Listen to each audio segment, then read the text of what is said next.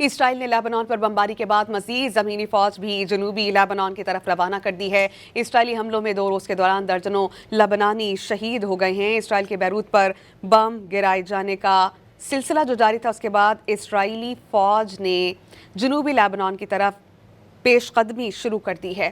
خبر رساں ادارے رائٹرز کے مطابق جدید اسلحے سے لیس فوجی بختربند گاڑیاں جنوبی لیبنان میں تعینات کر دی گئیں۔ سرحدی بستیوں کو علاقہ خالی کرنے کا حکم دے دیا گیا ہے۔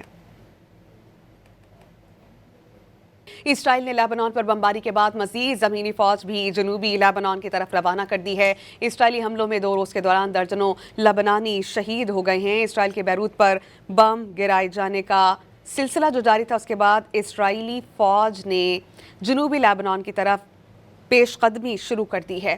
خبر رساں ادارے رائٹرز کے مطابق جدید اسلحے سے لیس فوجی بختربند گاڑیاں جنوبی لیبنان میں تعینات کر دی گئیں۔ سرحدی بستیوں کو علاقہ خالی کرنے کا حکم دے دیا گیا ہے۔